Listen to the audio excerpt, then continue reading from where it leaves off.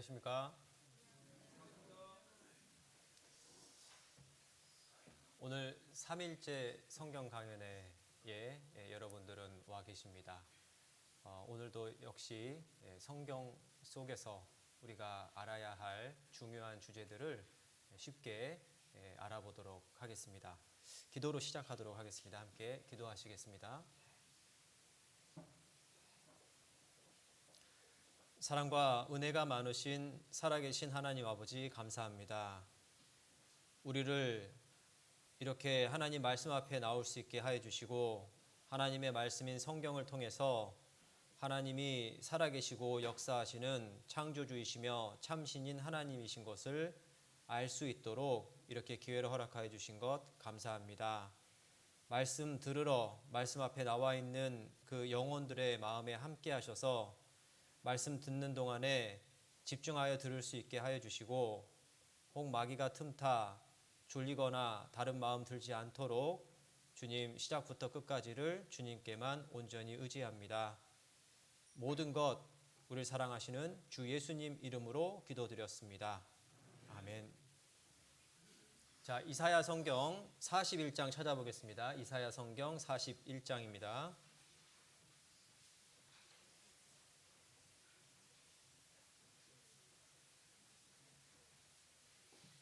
구약 성경 1016페이지쯤 있습니다. 이사야 성경 41장입니다.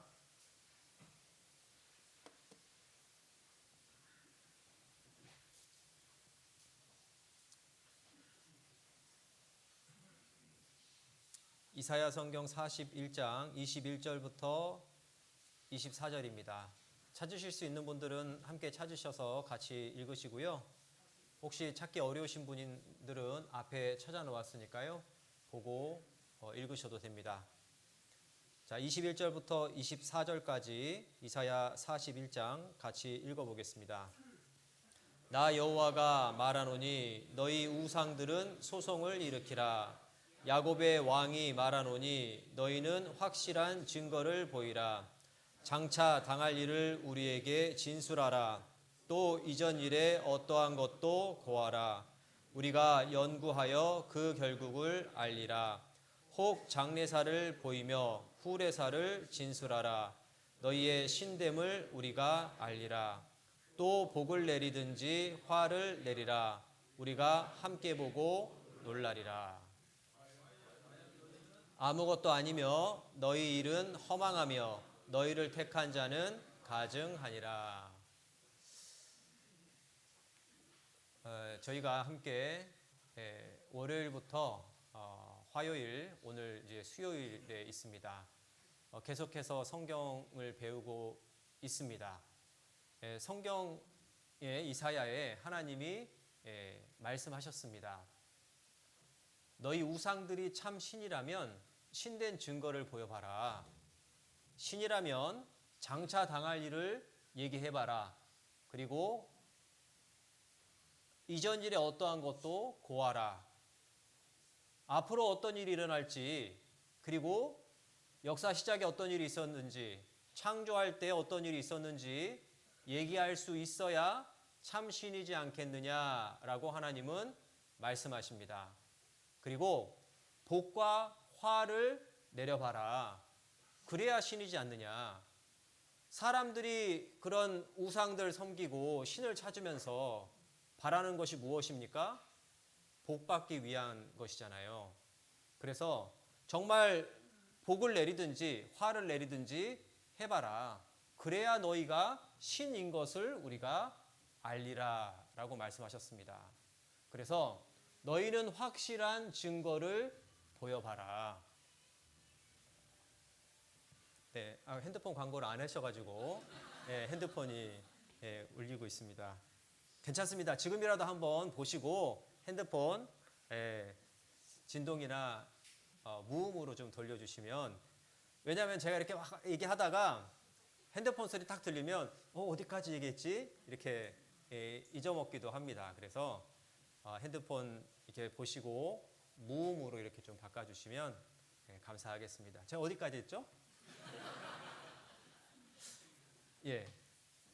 그래서 하나님이 자, 너희 우상들아 소송해보자 이렇게 말씀하셨어요. 그래서 누가 신인지 신된 증거 보여봐라. 그 신된 증거를 보일 수 있는 신이 참된 신이다 이렇게 말씀하셨습니다.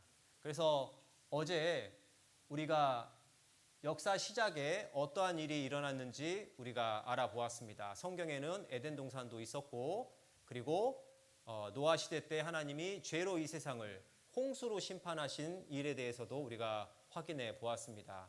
실제 홍수가 일어났던 증거가 있고 방주가 지금도 아라랏산에 보존되어져 있습니다.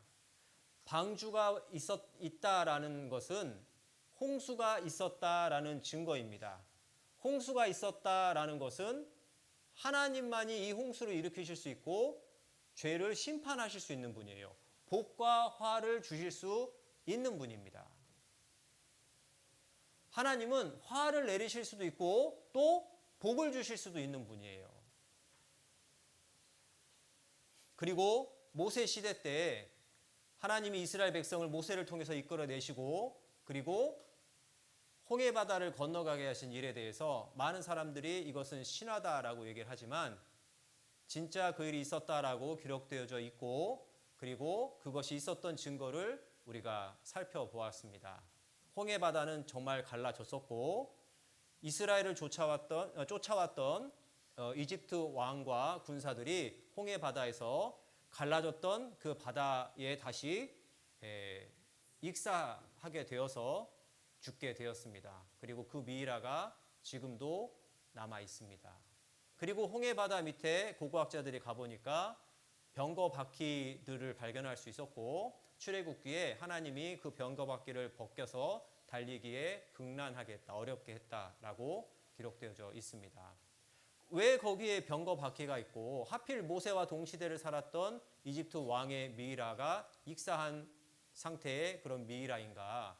그 일이 실제로 있었던 것을 말합니다. 그래서 그 증거는 실제로 바다가 갈라졌었다라는 증거이고 하나님만이 이렇게 심판하실 수 있고, 이 이집트 왕은 10가지 재앙을 봤음에도 불구하고 이것이 누가 내릴 수 있는 재앙인가를 생각해 봤다면 하나님을 인정하고 하나님 말씀에 순종했을 것입니다.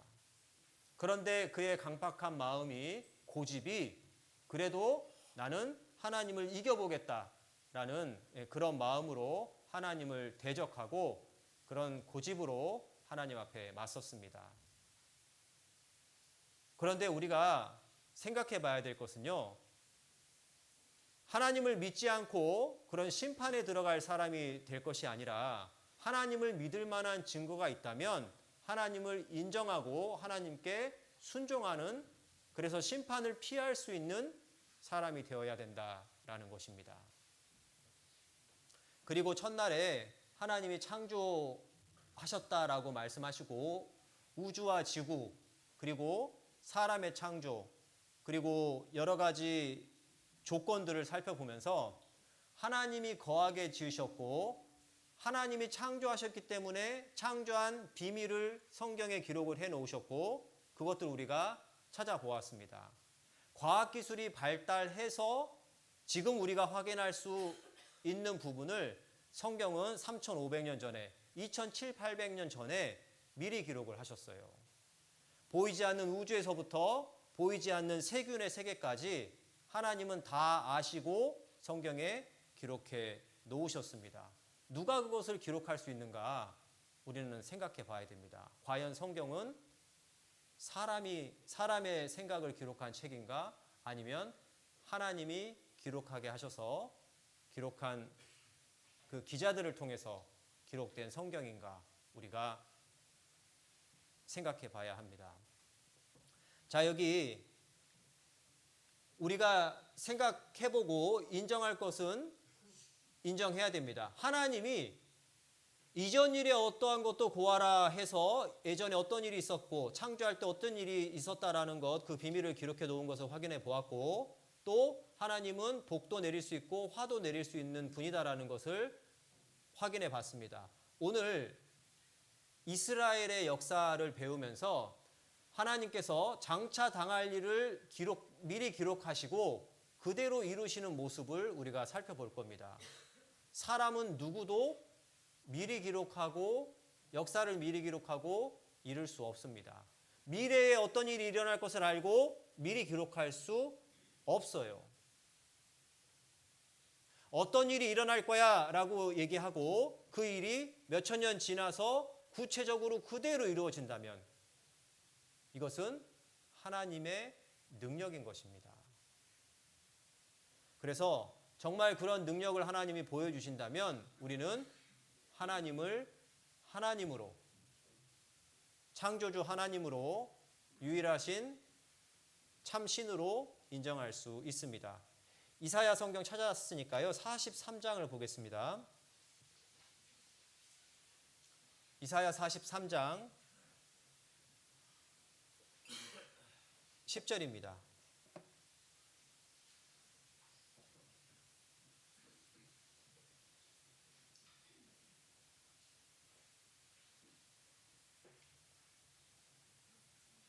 제가 읽어보겠습니다. 나 여호와가 말하노라. 너희는 나의 증인, 나의 종으로 택함을 입었나니 이는 너희로 나를 알고 믿으며 내가 그인 줄 깨닫게 하려 함이라. 나의 전에 지음을 받은 신이 없었느니라. 나의 후에도 없으리라. 자, 이사야 성경 43장 10절에 하나님이 이스라엘을 나의 증인, 나의 종으로 택했다라고 말씀을 하십니다. 이 43장 처음에 보면은 야곱아 너를 창조하신 여호와께서 이제 말씀하시느니라 라고 말씀하고 계셔요. 이스라엘아 너를 조성하신 자가 이제 말씀하시느니라. 너는 두려워 말라. 내가 너를 구속하였고 내가 너를 지명하여 불렀나니 너는 내 것이라. 그래서 하나님이 한 민족을 선택하십니다. 그 민족의 이름은 이스라엘입니다. 하나님이 선택을 하셨습니다. 그들이 특별해서 선택을 받은 것이 아니라 하나님이 가장 작은 민족인 이스라엘을 택하셨습니다. 왜 이스라엘을 택하셨냐? 이유는 이스라엘을 통해서 나를 알고 믿으며 하나님을 알고 믿을 수 있으며 내가 그인 줄 하나님이고 참 신인 것을 창조주인 것을 깨닫게 하려 함이라. 이스라엘을 통해서 하나님을 알고 믿을 수 있으며 하나님이 그인 줄 참 신인 것을 창조주이신 것을 깨닫게 하려 함이라. 그래서 이스라엘 역사를 함께 배워볼 겁니다. 그리고 오늘 같이 성경을 배우는 동안에 왜 이스라엘과 그 하마스, 팔레스타인이 그 이스라엘 땅에서 예전엔 팔레스타인 땅이었죠. 그리고 그 전에는 또 이스라엘 땅이었습니다. 왜 그렇게 싸우고 있는가? 그 이유를 알 수가 있어요. 그리고 하나님은 선언하십니다. 나의 전에 지음받은 신이 없었느니라. 나의 후에도 없으리라. 성경이 사실이라면 하나님은 유일하신 하나님이시고 창조주이십니다. 성경이 사실이라면, 하나님의 말씀이라면 다른 신은 없습니다. 자, 하나님이 이스라엘과 약속을 하십니다. 신명기 성경은 구약 성경의 첫 5 성경 중에 하나입니다. 모세로부터 기록이 되었죠. 네가 네 하나님 여호와의 말씀을 삼가 듣고 내가 오늘날 네게 명하는 그 모든 명령을 지켜 행하면 네 하나님 여호와께서 너를 세계 모든 민족 위에 뛰어나게 하실 것이라. 3500년 전 말씀입니다.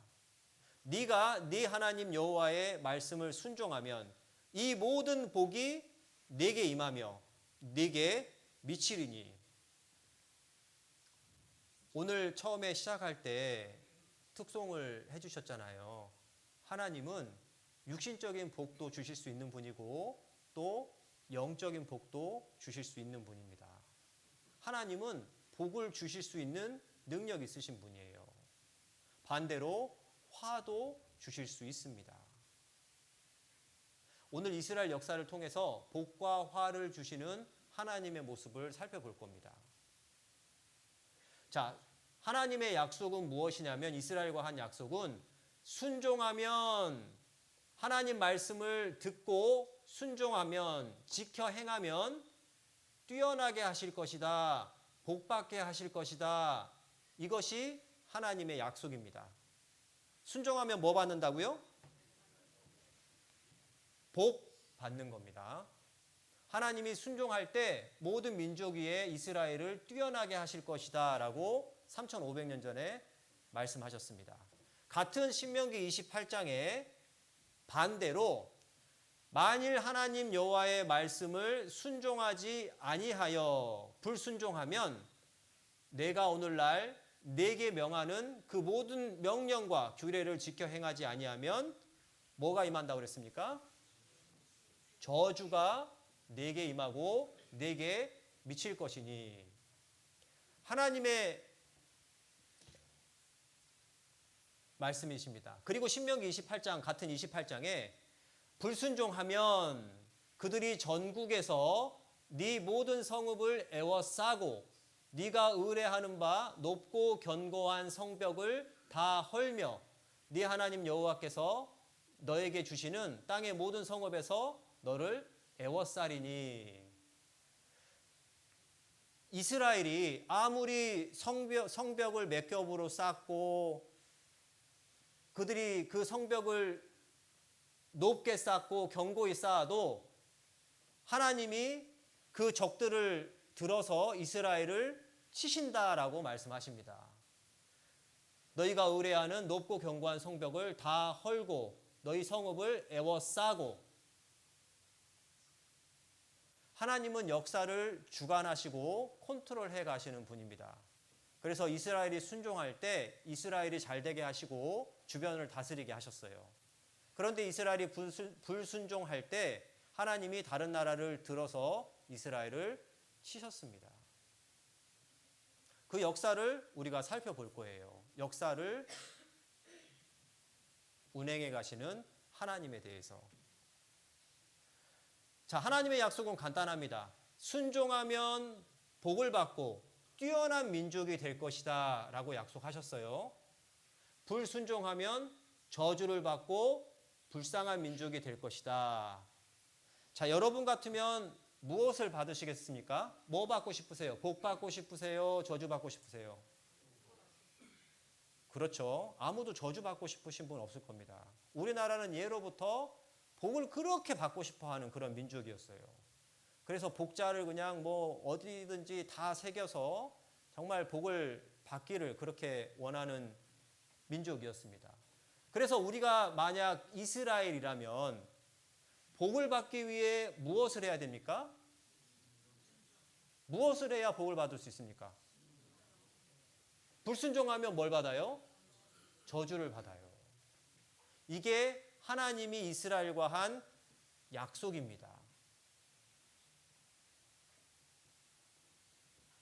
왜 갑자기 부동산 임대차 계약서냐? 이 내용은 마치 계약서를 하나님과 이스라엘 사이에 쓴 것과 같습니다. 자, 말로만 하면 계약을 나중에 어길 수도 있고 기억 못할 수도 있어요. 내용을 바꿀 수도 있습니다. 그런데 계약서를 쓰면 말을 바꿀 수가 없어요. 그리고 계약서를 쓰면 계약한 대로 그대로 해야 됩니다. 그렇잖아요? 이 내용은 하나님과 이스라엘 사이에 이런 계약서를 쓴 것과 마찬가지입니다. 어디에 그 내용이 기록되어 있습니까? 성경에 기록되어 있어요. 그래서 하나님은 이스라엘이 순종하면 복을 주겠다라고 계약서 쓰셨고 불순종하면 저주 주겠다라고 계약서 쓰셨습니다. 순종하면 어떤 복을 받을 것이며 불순종하면 어떤 저주를 받을 것이다 라고 기록을 하셨어요. 그러면 그들이 선택한 대로 하나님은 계약서에 쓴 대로 그 결과를 주실 겁니다. 누가 이렇게 복 주겠다, 저주 주겠다 한 대로 복을 주실 수 있고 저주를 주실 수 있습니까? 여러분들 하실 수 있으십니까? 사람은 할 수 없어요. 복 주고 화를 줄 수 있는 것은 하나님의 능력입니다. 그리고 내가 이렇게 할 거야 라고 너희가 불순종했을 때 이런 저주 받을 거야 하고 그대로 역사 가운데 이룰 수 있는 것은 하나님만이 가능한 거예요. 자, 보겠습니다. 대충 어떻게 될 거야 라고 말씀하신 것이 아니라 구체적으로 말씀하셨어요. 구체적으로 어떤 복을 받을 것이고 구체적으로 어떤 저주를 받을 것이다 라는 것을. 이스라엘은 복을 받기 위해 순종해야 했지만 이스라엘은 불순종하는 길을 선택했습니다. 그래서 하나님을 버리고 우상을 만들어 섬겼어요. 여러 우상들을 만들어 섬겼습니다. 이런 우상들이 무슨 일을 할 수 있습니까? 이 우상들을 누가 만들었어요? 사람이 만들었어요. 나무를 깎아 만들든가 부어 만들든가 형상을 만들든가 그리고 자기들이 만들어 놓고 섬기는 거예요. 성경은 말합니다. 너희가 나무를 얼만큼 해다가 얼만큼은 불 떼어서 몸을 따뜻하게 하고 어떤 것은 그걸로 요리도 하고 또 얼마는 깎아가지고 형상을 만들어서 신이라고 섬기는구나. 이게 이 우상이 무슨 힘이 있습니까? 무슨 말을 할 수 있습니까? 무슨 복을 줄 수 있습니까? 아무것도 할 수 없어요. 과거를 얘기할 수 있으며 미래를 얘기할 수 있으며 복과 화를 줄 수 있는가? 그럴 수 없어요. 그런데 이스라엘은 하나님 대신에 우상을 만들어서 그것을 신이라고 섬겼습니다. 그리고 이스라엘의 어떤 왕은 하나님의 말씀을 불태우는 왕까지 있었어요. 그 불순종의 결과는 결국에 이스라엘이 분열 왕국으로 가게 됩니다. 한 나라가 두 개의 나라로 나눠지게 됩니다. 자, 보면은 북이스라엘과 남유다에도 하나님 앞에 선을 행했던 그런 왕들보다 악을 행한 왕들이 훨씬 많았습니다. 불순종의 결과는 어떻게 계약됐습니까? 저주입니다. 그래서 이스라엘이 북쪽과 남쪽, 이스라엘과 유다로 나눠진 이후에 북이스라엘은 아시리아에 의해서 BC 722년 멸망했습니다. 남쪽에 있던 유다는 바벨론에 의해서 BC 606년에 멸망했어요. 그리고 그 이후에 페르시아의 다스림을 받았고 헬라의 지배를 받았습니다. 그리고 로마의 지배를 받았습니다. 그리고 로마의 지배를 받았을 때 예수님이 이 세상에 오셨습니다. 그런데 여러분 이걸 잘 보면은 이스라엘이 다른 나라의 지배를 받은 시간이 한 600년 정도 됩니다. 한 600년 정도 돼요. 그리고 예수님이 오셨어요. 자, 600년 동안 다른 나라의 지배를 받으면 가장 원하는 것이 무엇이겠습니까? 자유를 원하겠죠. 자유를. 그때에 예수님이 이 세상에 오셨습니다. 이사야 성경 7장 14절. 예수님이 오시기 전에 기록되어진 성경입니다. 구약 성경이에요. 우리가 아까 이사야 성경 읽었잖아요. 예수님이 오시기 전에 기록된 성경입니다. 예수님이 오실 것이다 라고 예언되어 있었어요. 처녀가 잉태해서 아들을 낳을 것인데 그 이름을 임마누엘이라 해라. 그 임마누엘이라 단어의 뜻이 무엇이냐, 이름의 뜻이 무엇이냐? 마태복음 1장에 그 뜻이 나와 있습니다. 하나님이 우리와 함께 계시다. 한 아이가 태어날 건데, 처녀의 몸에서 날 건데, 그 아이가 하나님이 우리와 함께 있는 거다라고 성경은 예언하고 있습니다.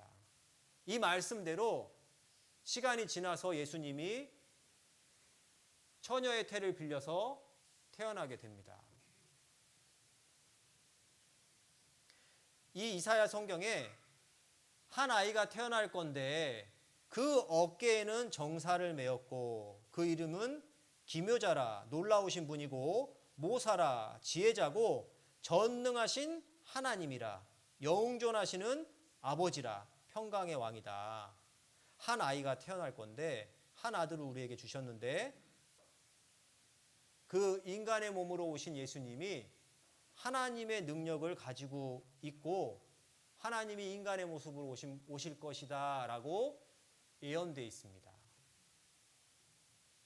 그리고 그 예언대로 이 세상에 오셨어요. 육신을 가지고 태어나셨습니다. 그리고 이 세상 사람들에게 육신의 모습으로 오시고 그리고 자라서 30세 되던 때에 하나님이 이 세상에 오신 그 목적이 있었습니다. 그 일을 하기 위해서 일을 시작하셨어요. 먼저는 많은 기적과 이적을 보여주셨습니다. 왜냐하면 예수님과 함께 자랐던 사람들, 예수님을 봤던 사람들이 예수님을 안 믿었어요. 내가 태어난 것도 봤고 내가 알아. 그거 우리 옆집 살던 예수요. 그렇게 얘기를 한 거예요. 예수님이 그래서 하나님이 예수님을 보내서 왔다라는 것을 보여주기 위해서 하나님의 능력을 보여주셨습니다. 병을 고치시고 날 때부터 장님이었던 장님을 눈뜨게 하고 날 때부터 기머거리 안진뱅이를 낫게 하셨어요. 심지어 죽은 사람까지 살렸습니다. 예수님이 왜 이 능력을 보이셨냐? 하나님이 나 보내서 온 거다라는 것을 알리기 위한 거였어요. 그런데 사람들은 그 능력을 보고 예수님을 쫓았습니다. 그래서 병이 낫기를 원했고 여러 가지 기적을 육신적으로 체험하기를 원했습니다. 그리고 이 능력 있는 예수님이 우리를 이 600년간의 외세의 지배에서 풀어줬으면 좋겠다. 자유를 주면 좋겠다. 우리의 왕이 되셔가지고 우리에게 자유를 주면 좋겠다. 이렇게 생각했습니다. 그런데 예수님은 그들에게 왕이 되주려고 오신 게 아니에요. 이 세상에 오신 목적이 있었습니다. 그 목적은 십자가에서 죽어주시기 위해서, 우리 죄를 위해서 십자가에서 그 값을 치르기 위해서, 그 이유로 오신 겁니다. 그래서 먼저는 기적을 보여주시고 나서 예수님이 이제 말씀하셨어요. 영원한 세계가 있고 죄인이 지옥에 간다. 그리고 영원한 천국도 있고 그리고 너희 속에 죄가 가득 찼다. 이렇게 죄를 지적하셨어요. 예수님이 결국에 온 것은요, 영적인 것을 전하기 위해서였습니다. 그러기 위해서 먼저는 이적을 보여주신 거예요. 왜냐하면 하나님이 보내서 왔다라는 것을 알려주시기 위해서였습니다. 그런데 예수님이 결국에 하고 싶었던 얘기는 천국이 있고 천국에 가는 길을 찾아야 한다. 그 영생을 얻어야 한다. 그 얘기를 하고 싶으셨던 겁니다. 그런데 이스라엘은 예수님이 이 세상에 오실 것을 구약 성경을 가지고 있었기 때문에 알고 있었어요. 그런데 자기들의 처지가 너무 어렵다 보니까 배고픈 사람은 길을 가다가도 식당밖에 안 보여요. 지나던 길에 은행도 있었고 뭐도 있었고 뭐도 있었어. 그런데 배고픈 사람은 그런 게 안 보입니다. 배가 아파서 막 화장실이 급한 사람은요, 그 길가에 뭐가 있었던지 아무 기억도 안 납니다. 화장실만 보이는 거예요, 화장실만. 그런 것처럼 외세의 지배를 600년간 넘게 받고 있었던 이스라엘에게 능력 있던 예수님은 그들의 왕이 되어서 그들을 구해주면 좋겠다 하는 그 생각에 이스라엘은 예수님을 왕으로 삼고 싶어 했습니다. 그래서 죽은 자도 살리시고 많은 기적을 보여주셨어요. 그래서 떡 5개, 물고기 2마리로 3,000명, 5,000명을 먹이는 그런 기적도 보여주시고, 그런데 사람들은 그냥 이 기적만 체험하기를 원했습니다. 예수님은 기적을 보여주시고 나서 영적인 것을 말씀하셨어요. 누구든지 나를 믿고 죄사함 받으면 천국에 가리라. 그래서 죄에 대해서 말씀하셨습니다. 자기가 죄인인 줄을 알아야 구원받아야겠다라는 마음이 생기거든요. 그들은 자신이 죄인인지 몰랐습니다. 남들보다 깨끗하다 생각했고 하나님의 기준이 무엇인지 몰랐습니다. 우리 시대가 그렇습니다. 교회를 다니면서 그냥 기적, 이적 이런 것만 찾아요. 어디서 이런 기적이 있다 그러면 그 교회로 막 몰려가요. 저기 교회에 가면 더 큰 기적을 볼 수 있대. 다 그렇게만 몰려다녀요. 그냥 기적을 얻기 위해.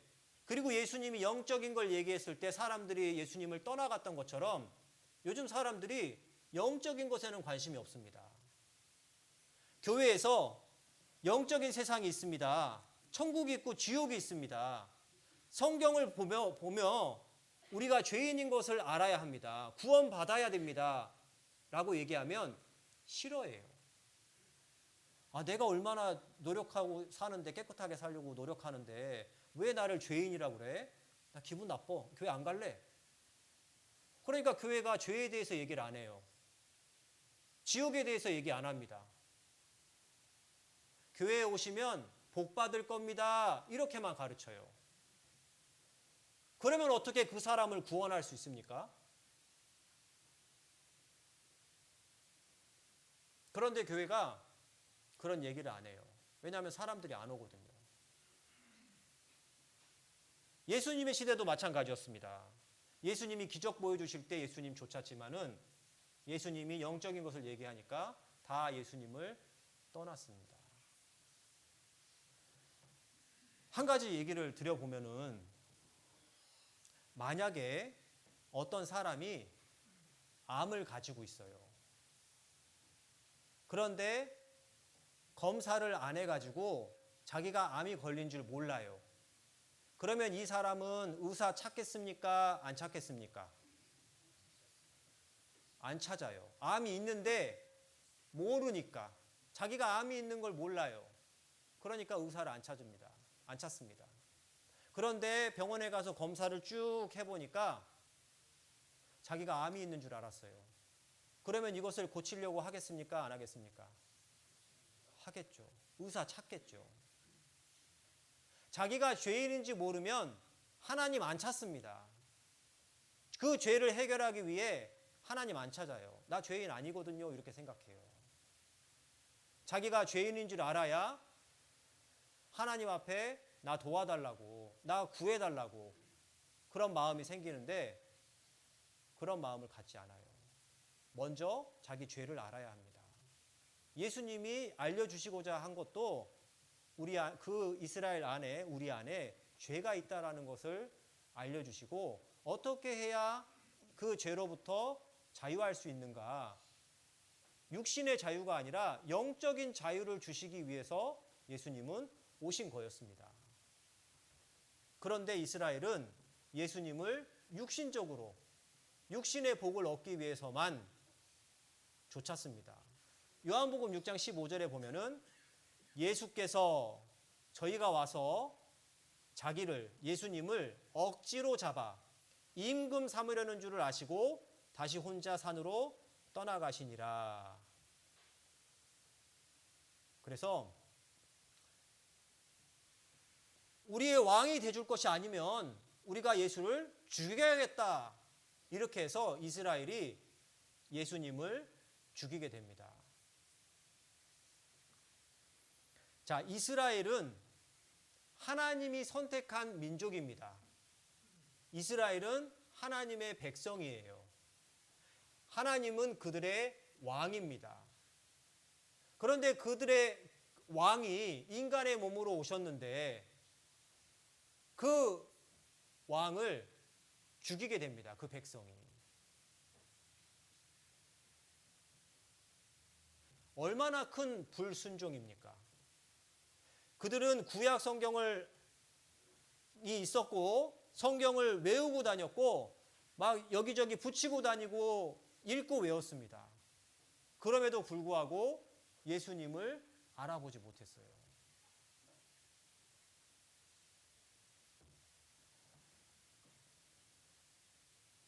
그리고 그들이 로마의 지배를 받고 있었기 때문에 예수님을 그들을 다스리고 있던 빌라도 총독에게 데리고 가게 됩니다. 예수님을 재판해 주십시오. 죽여 주십시오. 십자가에 못 박아 주십시오. 십자가라는 것은 그 당시 죄인들을 묶는 형틀이었습니다. 벌 주는 형틀이었어요. 그래서 빌라도가 물어봤습니다.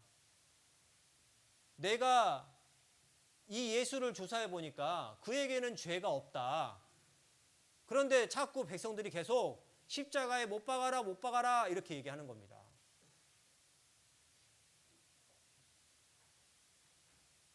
그래서 빌라도가 아무 효염도 없이 도리어 밀란이 나려는 것을 보고 물을 가져다가 무리 앞에서 손을 씻으며 가로되 이 사람의 피에 대하여 나는 무죄하니 너희가 당해라.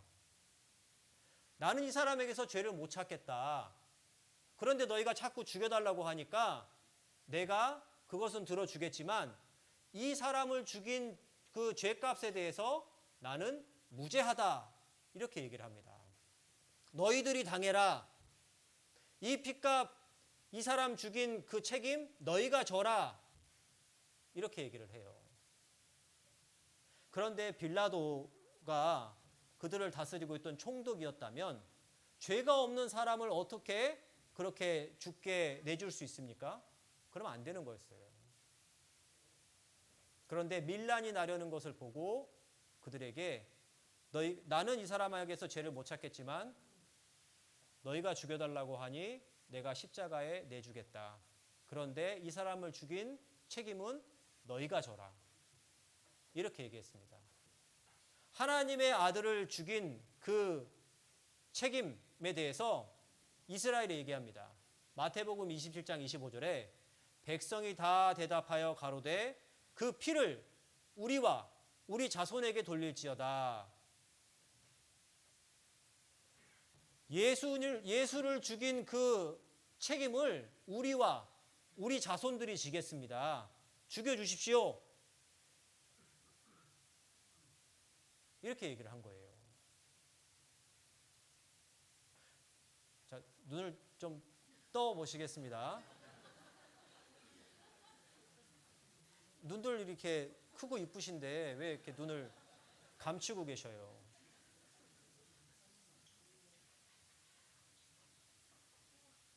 네, 뜨신 것 같습니다. 한 10분 정도 있다가 오늘 5분 쉴 거예요.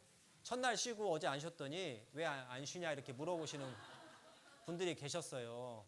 그래서 제가 오늘 그 한 5분 정도 쉬는 시간 드릴 테니까 조금만 참으셨다가 눈 뜨고 계시다가 좀 쉴게요. 중요한 내용입니다.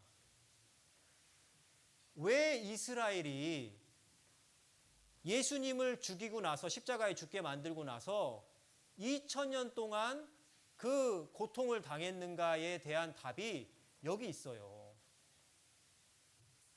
예수를 죽인 그 핏값을 책임을 우리와 우리 자손이 지겠습니다. 그래서 이스라엘이 나라가 멸망하고 세계 곳곳에 뿔뿔이 흩어져서 가는 곳마다 죽임을 당하고 2000년간 나라를 잃고 유리방황을 하게 됩니다. 누가 이렇게 한다고 그렇게 그 말한 대로 지킬 수 있습니까? 만약에 이 대답이 어떠한 결과를 불러올지 알았다면 이스라엘은 절대 이 대답을 하지 않았을 겁니다. 하나님은 그들과 계약했습니다.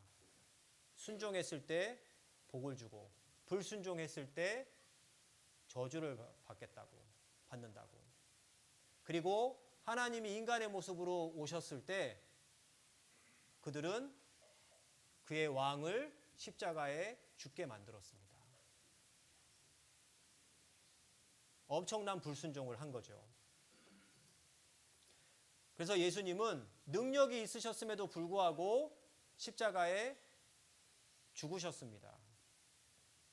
왜 예수님이 십자가에서 그런 많은 기적과 이적을 보여주셨음에도 불구하고 그렇게 힘없이 십자가에 죽으셨는가?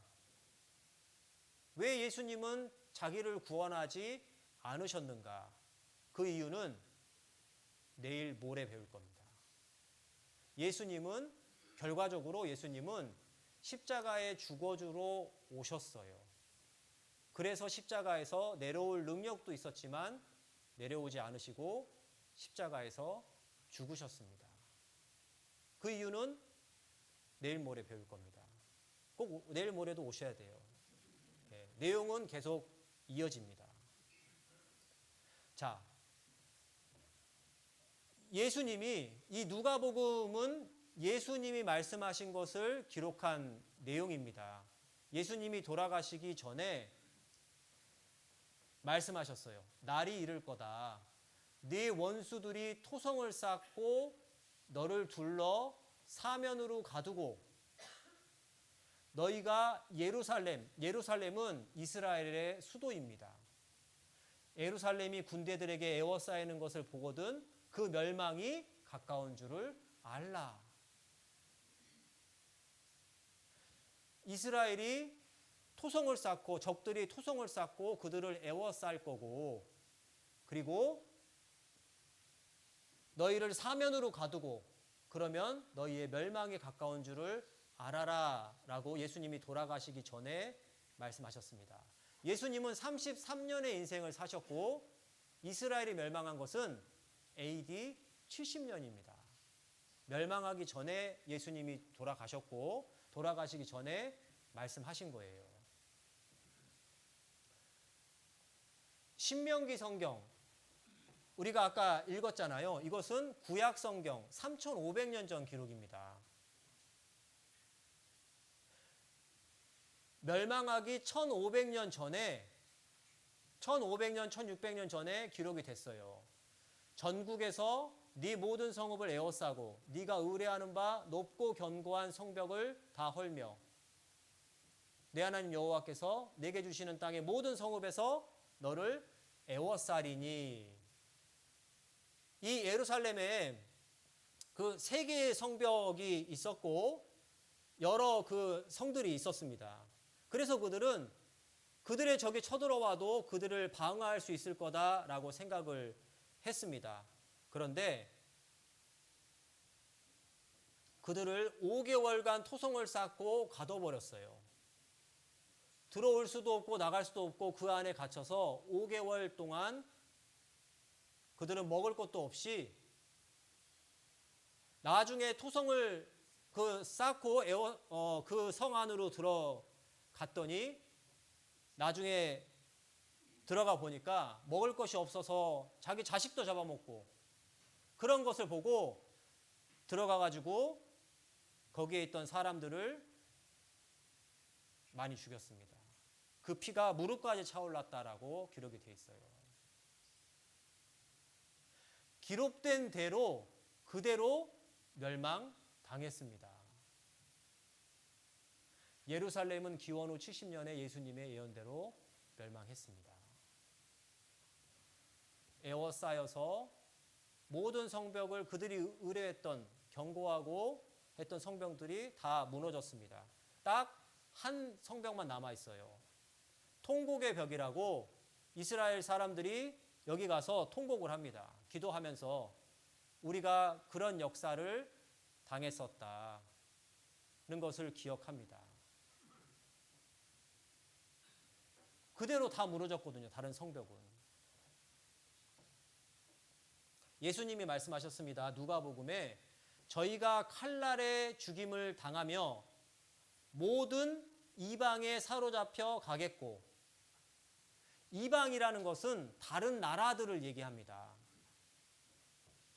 예루살렘은 이스라엘의 수도인데 예루살렘은 이방인의 때가 차기까지 이방인들에게 밟히리라. 하나님이 선택한 이스라엘 민족은 하나님의 백성이에요. 하나님이 선택한 이스라엘 말고 모든 다른 민족은 이방인입니다. 한국 사람들도 이방인이고 미국 사람들도 이방인이에요. 이스라엘 외의 다른 사람들은. 이스라엘이 불순종해서 칼날의 죽임을 당하고 그들이 세계 곳곳에 사로잡혀 가겠고, 예루살렘, 그들의 수도는 하나님이 정하신 때까지 이방인들에게 밟힐 거다 라고 예수님이 말씀하셨어요. 그리고 역사를 보면 AD 70년에 이스라엘이 멸망했습니다. 로마 제국이 지배했고 동로마 제국, 아랍 제국, 터키, 기독 십자군, 이집트, 터키, 영국의 지배할 때까지 1947년, 이스라엘이 1948년 5월 14일 날 독립했습니다. 거의 2000년 동안을 자기 나라를 잃고 세계 곳곳에 뿔뿔이 흩어져서 죽임을 당했어요. 유리방랑했습니다. 이방인의 때가 찰 때까지 이방인들에게 밟힐 거다. 예루살렘이. 우연히 일어난 것 같습니까?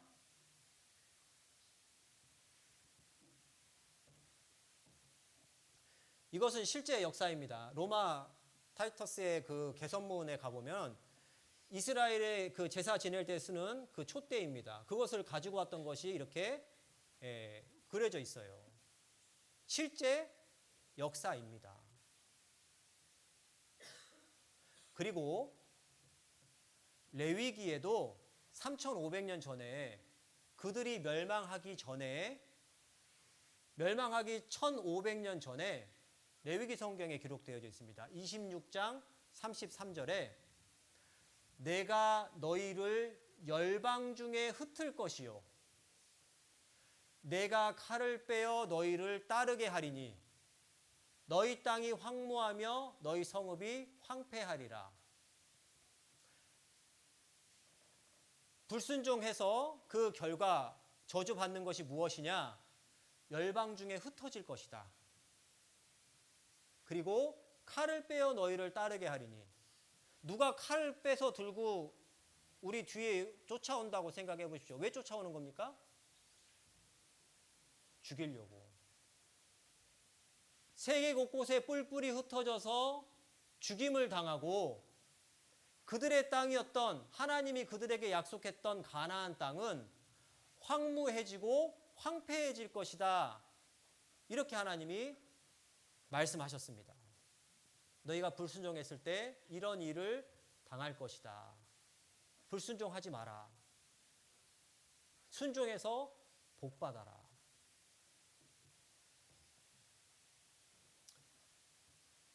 반복해서 말씀하셨어요. 에레미야 성경도 구약 성경인데 24장 9절 10절에 보면은 세상 모든 나라 중에 흩어서 그들로 환난을 당하게 할 것이며 그들로 내가 쫓아보낼 모든 곳에서 치욕을 당하게 하며 말거리가 되게 하며 조롱과 저주를 받게 할 것이며 내가 칼과 기근과 연병을 그들 중에 보내어 그들로 내가 그들과 그 열조에게 준 땅에서 멸절하기까지 이르게 하리라 하시니라.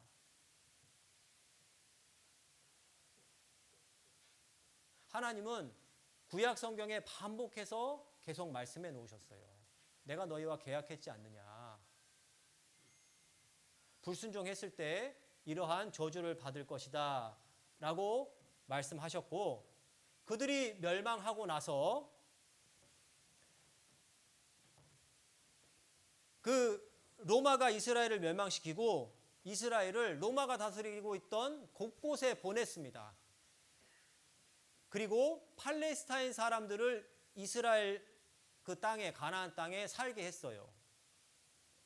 그러니까 이스라엘이 2000년 동안 유리방랑하고 죽임을 당하는 동안에 팔레스타인이 그 2000년을 그 땅에 살았어요.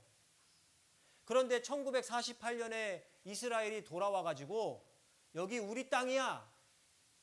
그리고 거기서 독립을 한 겁니다. 그러니까 팔레스타인이 얼마나 황당하겠습니까? 당황하겠습니까? 아니 2000년 동안 우리가 살았는데 갑자기 들어와 가지고 자기 땅이래요. 증거가 어디 있어? 그랬더니 성경을 이렇게 딱 내미는 거예요. 하나님이 우리에게 약속한 땅이다.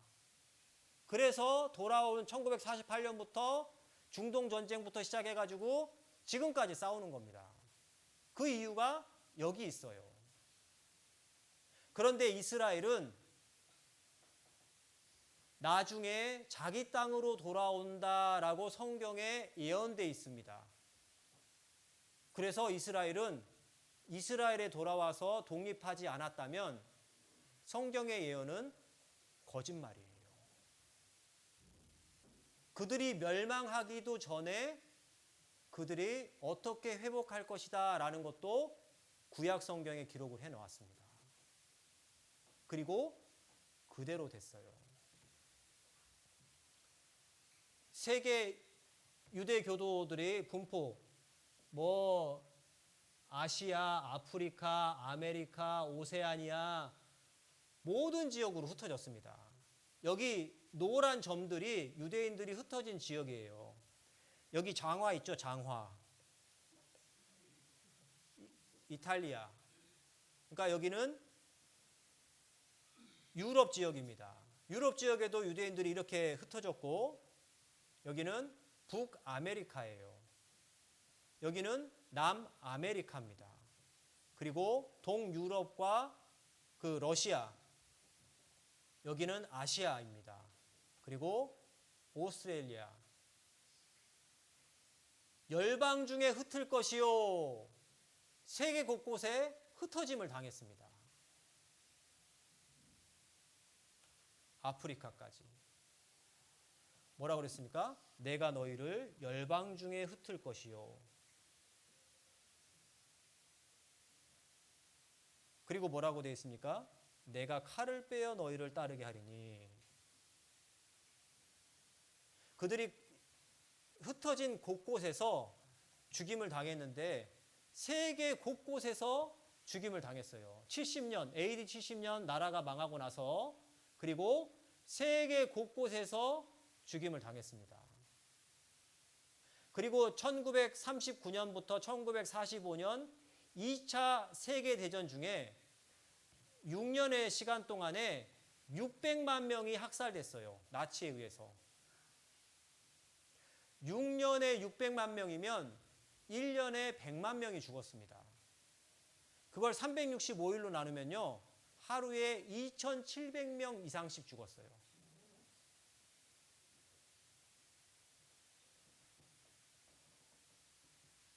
그들이 가는 곳곳마다 이런 환난을 당할 것을 하나님은 아시고 미리 기록하셨습니다. 그리고 그들이 불순종했을 때 이런 저주를 받을 것이다라는 것을 미리 기록하셨어요. 계약하셨습니다.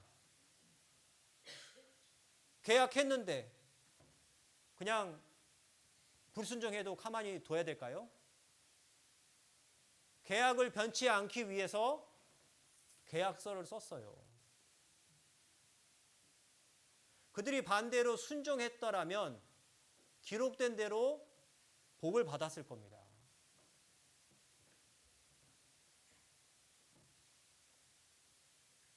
세계 제2차 대전 기간 동안에 나치에 의해서 600만 명이나 되는 이스라엘이 세계 곳곳에서 죽임을 당했습니다. 그리고 그들이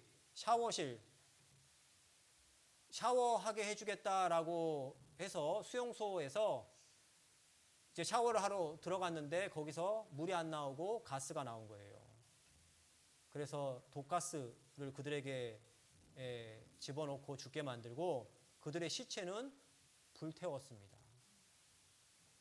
이거 비디오 하나 보겠습니다. 이것은 실제 역사입니다. 그 피를 우리와 우리 자손에게 돌릴지어다. 예수님을 죽인 그 책임을 우리와 우리 자손들이 받겠습니다. 하나님과 계약한 대로 그 불순종에 대한 그 대가를 우리와 우리 자손들이 받겠습니다. 그들이 그 결과를 받았어요. 에스겔 성경 구약 성경에 23장 25절 26절에 보면은 내가 너를 향하여 투기를 바라리니 그들이 분노로 너에게 행하여 너의 코와 귀를 깎아버리고 생체 실험할 것을 말하고 있습니다. 남은 자를 칼로 엎드러뜨리며 네 자녀를 빼앗고 그 남은 자를 불에 사르며 네 옷을 벗기며 네 장식품을 빼앗을지라. 그대로 자녀들을 빼앗기고 여자나 남자나 옷을 벗겨서 죽임을 당하게 되고 그들이 가지고 있던 모든 것을 다 빼앗깁니다. 그들이 썼던 안경, 그들의 신발, 그들의 옷까지, 그들의 머리카락, 그들의 지방까지, 이빨까지 다 뽑았어요. 이빨에 있는 그 금 모아가지고 쓰려고.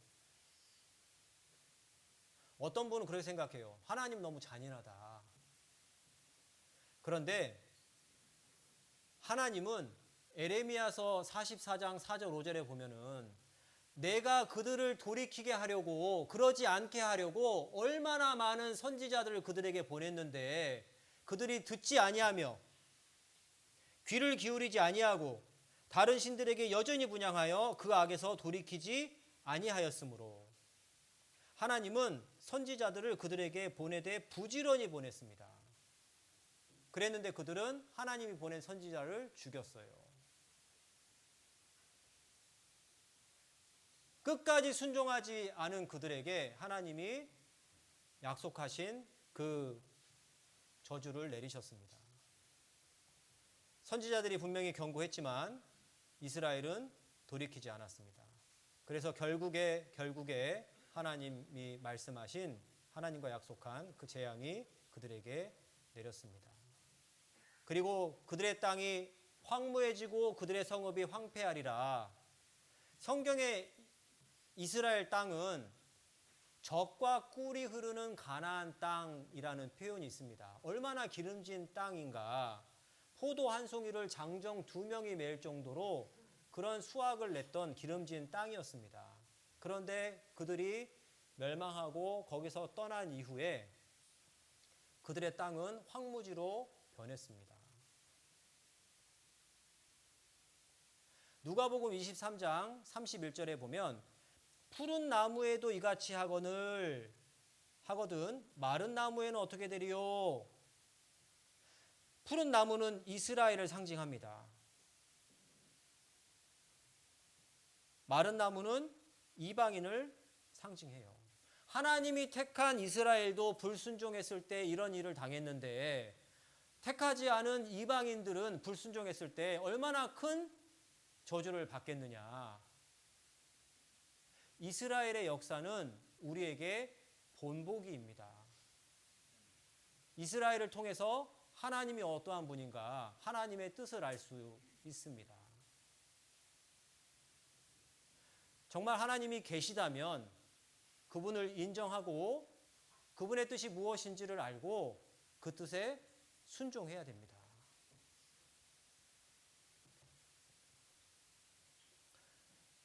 자, 5분 쉬었다가 다시 만나겠습니다. 네. 40분이니까요. 45분에 다시 만나겠습니다.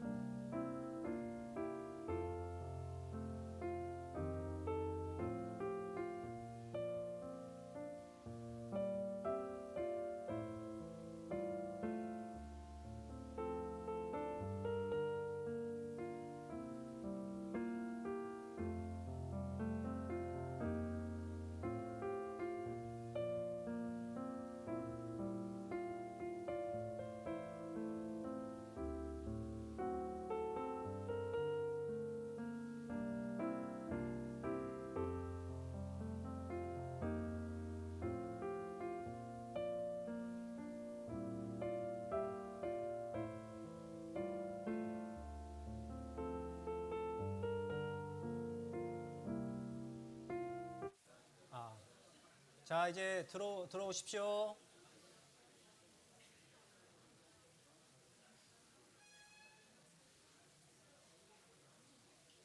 자, 들어오세요.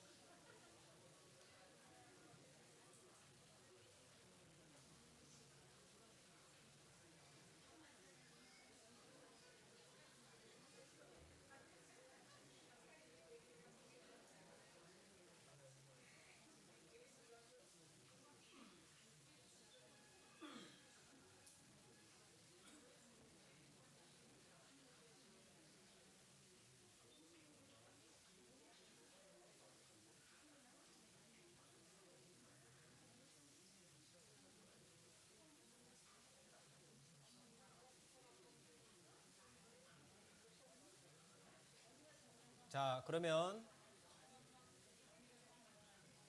다시 시작하도록 하겠습니다.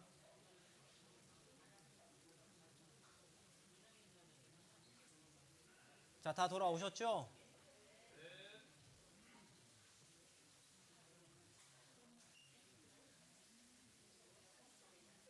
자, 여기 보겠습니다. 에스겔 성경은 구약 성경입니다. 36장 19절에서 20절을 보면은 그들을 그 행위대로 심판하여 각국에 흩으며 열방 여러 나라에 해쳤더니, 자, 하나님은 계약한 대로 그들이 불순종해서 그 불순종한 것에 대한 그 결과를 그대로 행하셨습니다. 각국에 흩으며 열방에 해쳤더니 그들의 이른바 그 열국에서 내 거룩한 이름이 그들로 인하여 더러워졌다, 이렇게 얘기를 합니다. 왜 하나님의 이름이 더러워졌냐? 그들이 불순종해서 하나님이 약속한 대로, 계약한 대로 그대로 했는데 왜 하나님의 이름이 더러워졌냐? 곧 사람들이 그들을 가리켜 이르기를 이들은 여호와의 백성이라도 여호와의 땅에서 떠난 자라 하였음이니라. 자, 이스라엘 하나님의 백성이라며. 그런데 왜 하나님의 백성이 이런 일을 당해? 하나님이 없는가 보다. 이런 얘기를 주변 사람들이 하는 거예요. 이스라엘 역사를 보고. 하나님이 계시면 왜 자기 백성들이 그렇게 뿔뿔이 흩어져서 죽임을 당하고 그렇게 유리방랑하냐? 하나님이 없는가 보다. 이렇게 하나님의 이름이 더러워졌습니다. 하나님은 그들을 회복할 계획을 가지고 계셨습니다. 멸망하기도 전에. 에스겔 성경은 구약 성경입니다. 그리고 이스라엘이 멸망한 것은 신약 시대예요. 그들이 멸망하기도 전에 각국에 흩으며 열방에 해쳤던 것은 미래의 일입니다. 아직 그들은 이 에스겔 성경에 기록될 때 그들의 땅에 있었어요. 이것은 미래에 대한 예언입니다. 멸망하기도 전에 그들의 회복에 대해서도 말씀해 놓으셨어요.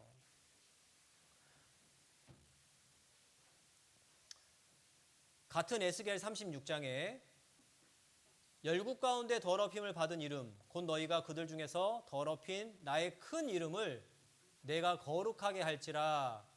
내가 그들의 목전에서 너희로 인하여 나의 거룩함을 나타내리니 열국 사람이 나를 여호와인 줄 알리라. 나 주 여호와의 말이니라.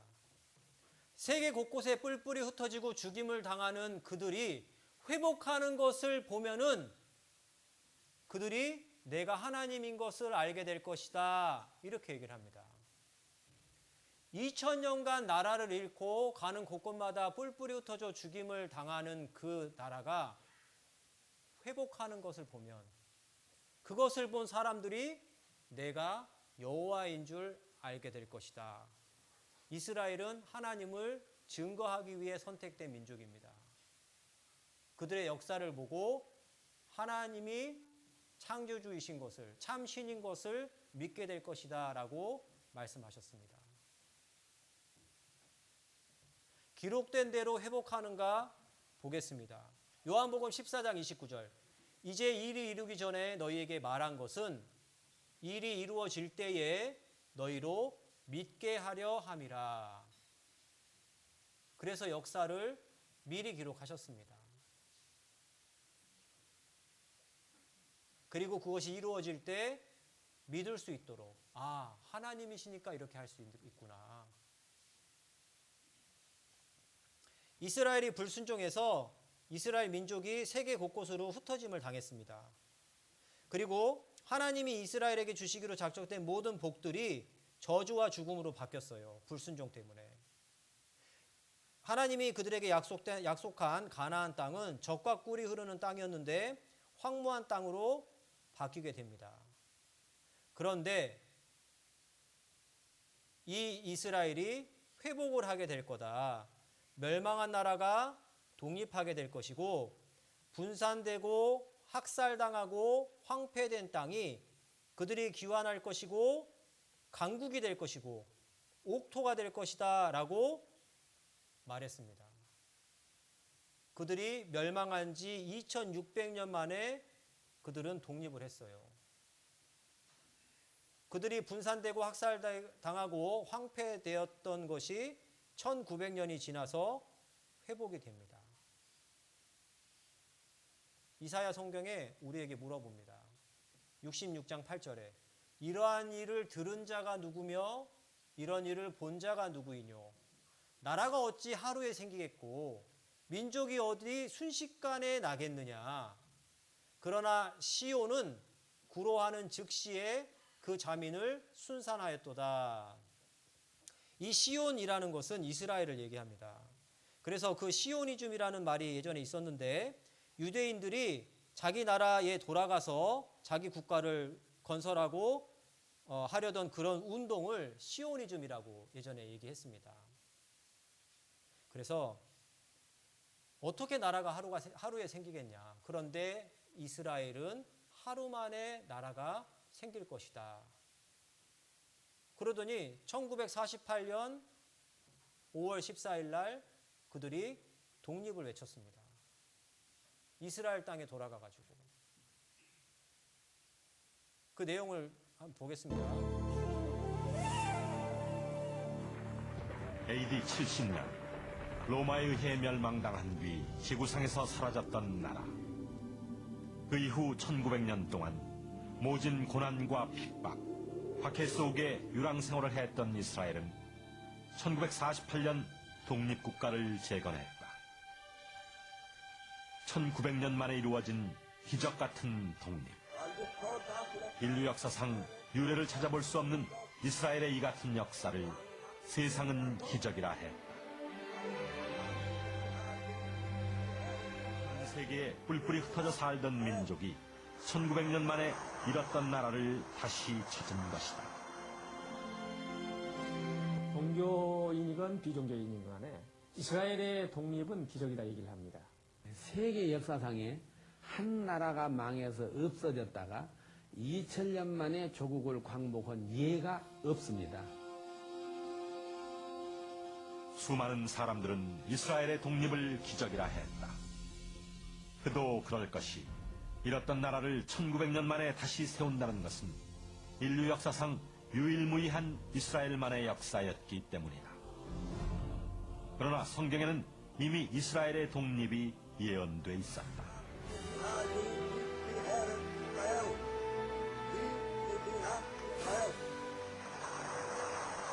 1948년 5월 14일 벤구리온 수상은 텔아비브 박물관에서 이스라엘이 독립국가가 되었음을 선포했다. 길고도 험준했던 고난의 세월 끝에 비로소 이스라엘 독립의 수원이 이루어진 것이다. 전 세계 언론은 즉시 이스라엘의 독립을 앞다투어 보도했다.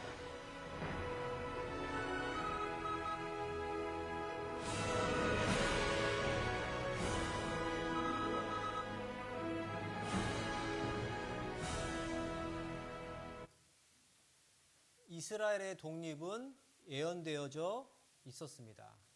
에스겔 성경이 구약 성경입니다. 그러니까 그들이 멸망하기도 전에 기록된 성경이에요. 거기에 뭐라고 기록이 되어 있냐면 37장 1절에서 3절 보면은 여호와께서 권능으로 내게 에스겔에게 임하시고 그 신으로 나를 데리고 가서 골짜기 가운데 두셨는데 거기 뼈가 가득하더라. 에스겔을 골짜기로 데려가셨는데 그 골짜기에 뼈가 가득하더랍니다. 나를 그 뼈 사방으로 지나게 하시기로 본즉 그 골짜기 지면에 뼈가 심히 많고 아주 말랐더라.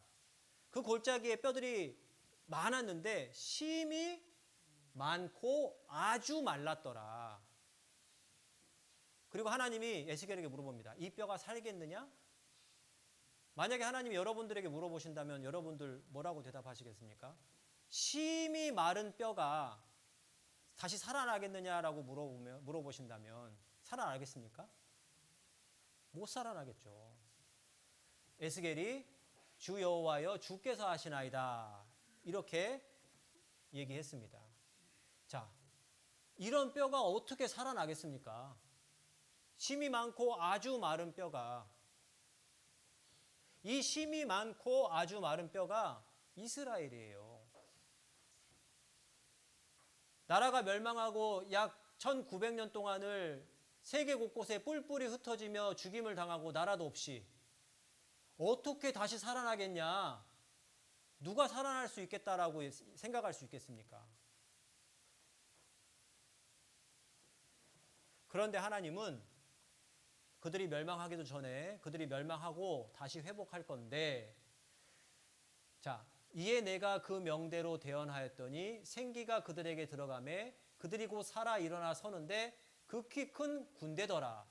극히 큰 군대라는 것은 큰 힘을 가지게 된다라는 얘기입니다.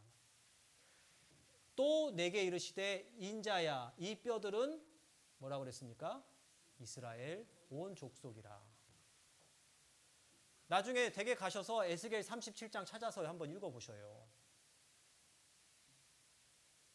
그 뼈들이 심히 골짜기에 있었던 심이 많고 마른 뼈들, 아주 마른 뼈들이 다시 살아나겠다. 큰 힘을 가지게 될 것이다. 그들이 이스라엘이다.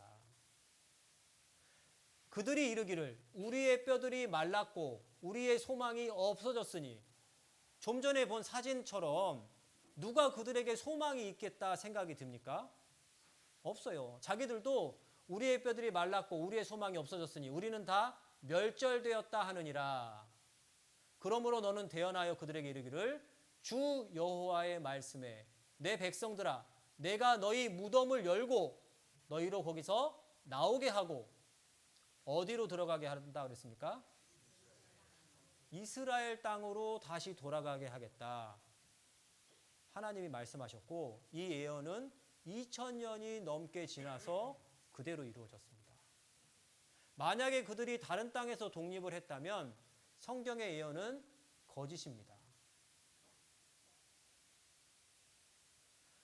내 백성들아 내가 너희 무덤을 열고 너희로 거기서 나오게 한즉 너희를 회복시킬 거니까 이제 너희가 나를 여호와인 줄 알리라. 그 2000년 동안 없어졌던 나라가 다시 회복하는 것을 보면 그것을 본 사람들이 아 정말 하나님 계시구나. 하나님이시니까 말씀하신 대로 이룰 수 있구나. 누가 이런 화를 줄 수 있으며 복을 줄 수 있으며 그대로 이룰 수 있는가? 사람은 할 수 없습니다. 하나님이 말씀하셨잖아요. 신이면 신된 증거를 보여봐라. 그 증거를 하나님이 보여주십니다. 내가 참 신이다. 나 외에는 다른 신은 없다. 이스라엘의 회복은 흩어진 민족이 그 땅으로 귀환하게 됩니다. 그래서 아까 에스겔 36장 24절에 내가 너희를 열국에서 취하여 내고 열국 중에서 모아 데리고 고토의 옛 땅으로 들어간다. 아까 이스라엘 땅으로 들어간다. 옛 땅으로 들어간다. 그 말씀 그대로 이스라엘은 자기네 땅으로 돌아가게 됩니다. 이사야 43장, 이것도 구약 성경인데요. 5절에서 7절에 보면 두려워 말라. 내가 너와 함께하여 네 자손을 동방에서부터 오게 하며 서방에서부터 너를 모을 것이며 내가 북방에 이르기를 놓으라. 북방이 놓지 않는 모양입니다. 놓아라. 남방에게 이르기를 구류하지 말라. 구류하고 있는 모양입니다. 붙잡아두는 모양이에요.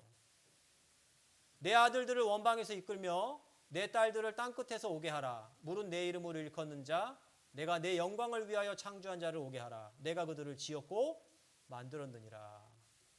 그 이스라엘이 돌아오게 됩니다. 동과 서해는 돌아오기 어렵지 않은 모양이었습니다. 그런데 북쪽과 남쪽은 어려웠던 모양입니다. 그 북쪽에 러시아가 있습니다. 그리고 그 남쪽에 이디오피아가 있습니다. 이디오피아.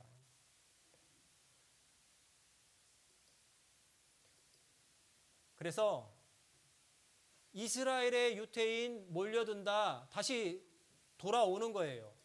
러시아에서 유대인이 귀환한다. 러시아가 안 놔주니까 미국에서 밀을 주고 유대인을 놓아주게 합니다. 이디오피아에서 유대인들을 잡아놓으니까 특공대를 보내가지고 그들을 공수해가지고 옵니다.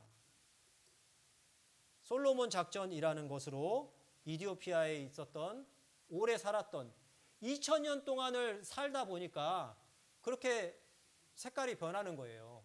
피부색이. 그런데 이들은 이스라엘 사람들입니다. 그들을 데리고 왔습니다.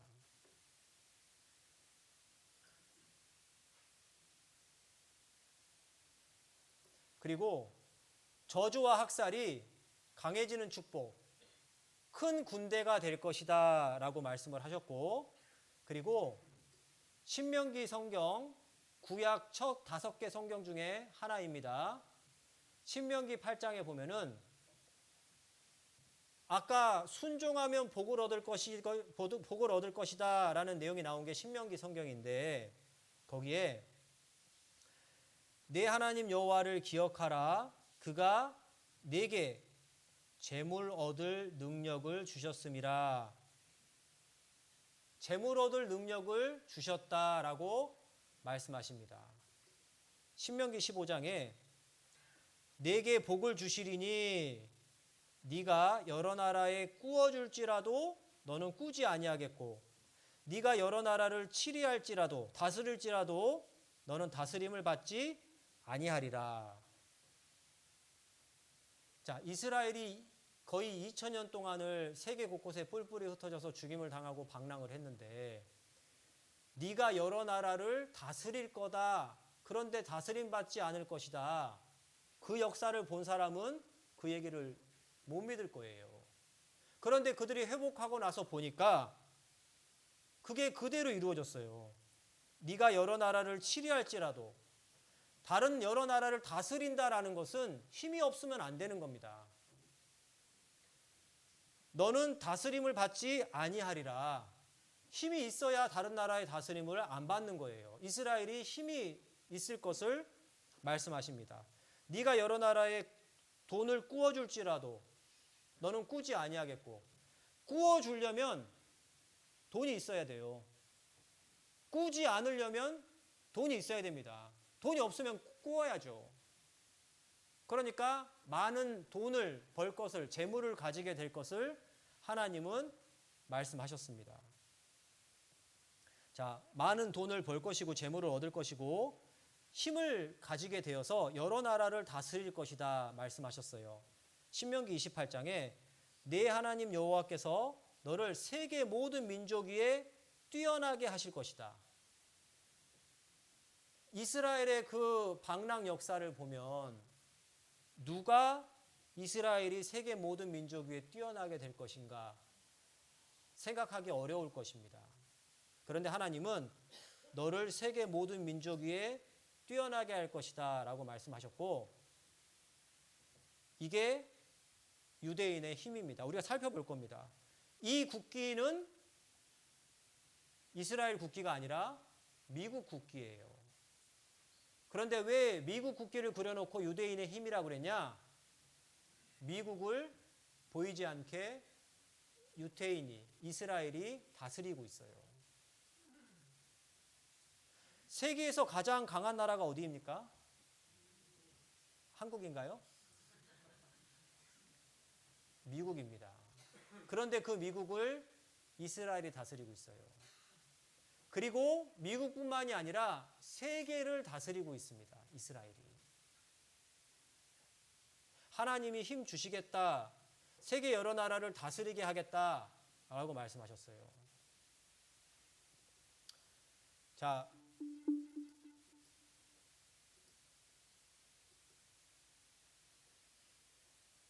백악관, 유대인의 힘에 좌지우지된다 이렇게 얘기를 합니다. 그래서 이스라엘이 백악관을 그 손에 놓고 대통령을 좌지우지하는 겁니다. 이 사람 누굽니까? 버락 오바마죠. 예. 이 에이펙이라는 그 지금 유대인의 로비 단체에 가서 나를 지원해달라 이렇게 얘기를 하고 있습니다. 내가 이스라엘 지원하겠다. 그 대신 나를 밀어주라. 나에게 당신들이 가지고 있는 돈으로 나를 도와주라. 이렇게 얘기를 하는 거예요. 이 여성분 누굽니까? 힐러리 여사죠. 이 오바마 대통령이 에이펙에서 어떤 연설을 했냐면 팔레스타인 사람들과 어떤 협상을 하든지 유태인 국가로서의 이스라엘을 지켜낼 것입니다. 이렇게 얘기를 했어요. 2008년 오바마 대통령이 민주당 대통령 후보로 지명된 후 처음으로 찾은 곳이 바로 에이펙입니다. 그리고 이곳에서 이스라엘에 대한 충성을 맹세합니다. 버락 오바마만 그런 것이 아니라 이 사람 누굽니까? 도널드 트럼프예요. 이 도널드 트럼프는 사위도 유태인입니다. 이 사람 누굽니까?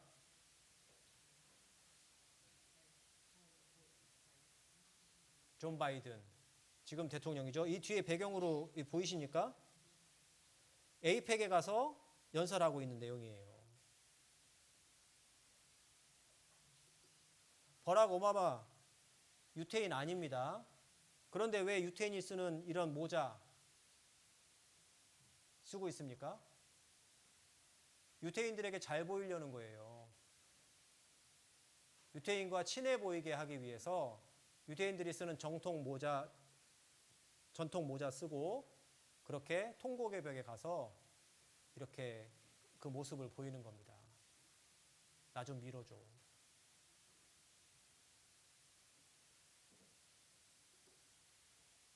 트럼프도 이 모자가 유행이어서 쓰고 있는 것이 아닙니다. 트럼프도 유대인들에게 잘 보이려고 이렇게 쓰고 가서 하는 거예요. 어울리지도 않는데. 예.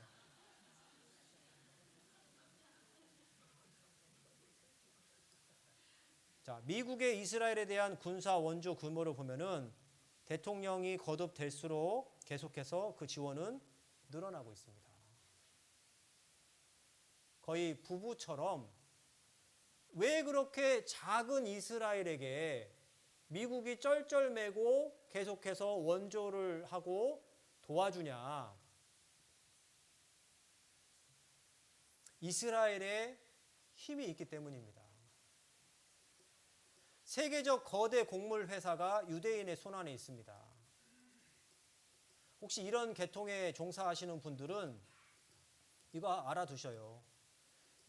그 세계적 곡물 회사가 다 유대인 손안에 있습니다.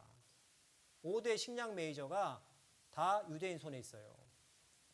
지금은 식량이 그렇게 중요하지 않을 수 있지만 지금 이상기후로 인하여 전 세계의 배고픈 지역이 늘어나고 있습니다. 나중에 무기는 있어도 식량이 없으면 못 싸워요. 식량은 나중에 가장 큰 힘이 될 겁니다. 무기가 될 거예요. 그런데 그 식량이 유통이 모두 유대인의 손에 지금 있습니다. 석유 회사들 다 유대인 겁니다. 링컨, 케네디, 처칠 다 유태인이에요. 그리고 세계적인 예술가, 철학가, 정치가, 연예인, 유태인들이 많습니다.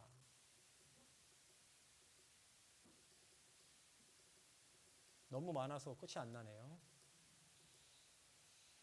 자, 그리고 여러분들이 잘 아는 이 혓바닥 내밀고 있는 사람 누군가요? 아인슈타인도 유태인입니다. 그리고 축구 좋아하시는 분들은 알만한 여기 누군가요? 청년들 베컴도 유태인이고, 그 다음에 이 사람 누군가요? 학생들도 많이 좋아하는 사람인데 페이스북을 만든 마크 저커버그, 예, 유태인입니다. 이 사람 예전에 그 컴퓨터 마이크로소프트를 만든 빌 게이츠 유태인입니다. 그리고 세계적인 금융 전문가들 유태인들이 많습니다. 코카콜라 좋아하시죠? 안 좋아하셔요? 유태인 겁니다. 펩시콜라, 뭐 맥스웰 하우스, 던킨 도너츠, 스타벅스 다 유태인 겁니다. 그리고 미국의 방송사 다 ABC, CBS, CNN, MBC 다 유태인이 소유하거나 유태인들이 지금 운영해 가고 있습니다. 그리고 AIG, AT&T, 델, 마이크로소프트, 바비 브라운, 켈빈 클라인, 월트 디즈니, 갭, 듀퐁, 국제적인 그런 그룹들이 다 유대인의 소유가 거의 대부분입니다. GM도 유태인 거고요. IBM, 리바이스, 폴로, 샘소나이트, 제록스, 뭐 보이스카웃, 이거 다 유대인 거예요. 코카콜라 그룹, P&G 그룹, 네슬레 그룹, 켈로그 그룹, 유니레버, 뭐 존슨앤존슨. 비디오 하나 보겠습니다. 아인슈타인, 노벨 평화상을 받은 미국의 전 국무장관 헨리 키신저, 그리고 미국의 경제 대통령으로 불리는 앨런 그린스판, 세계 영화계를 움직이는 마이다스의 손 스티븐 스필버그, 이들의 공통점은 모두가 유대인이라는 것이다. 무엇보다 유대인의 경제적 성공은 그야말로 놀랄만하다. 세계적으로 유명한 기업들 가운데 유대인이 설립했거나 경영을 맡고 있는 곳은 일일이 헤아릴 수 없을 정도이다. 그뿐이 아니다. CBS, ABC, NBC 등 미국의 3대 방송사는 모두 유대인이 설립했고 지금도 소유하고 있다. 뉴욕타임스, 월스트리트 저널과 같은 주요 신문도 마찬가지다. 또한 이들 언론사에 종사하는 유대인의 비중도 대단히 높다.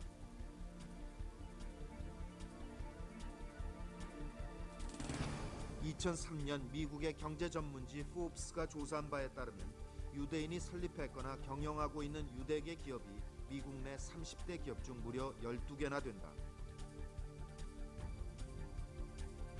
각종 제조업은 물론 금융과 정보통신, 문화에 이르기까지 미국에서 유대인의 손이 닿지 않는 분야는 거의 없다고 해도 과언이 아니다. 세계 금융의 중심인 월스트리트는 유대인이 만들었다고 해도 틀린 말이 아니다. 미국의 한 유력 경제 전문지의 조사에 따르면 월스트리트에서 가장 영향력 있는 인물 25명 가운데 유대인은 무려 10명. 이 같은 상황은 유대인들의 역사와도 밀접한 관련이 있다. 전 세계에 걸쳐 있는 이른바 유대 네트워크는 다이아몬드 산업에만 존재하는 것이 아니다. 나라를 잃어버린 이후 전 세계로 흩어졌지만 유대인들은 오히려 어떤 민족보다 강한 결속력으로 맺어져 있다.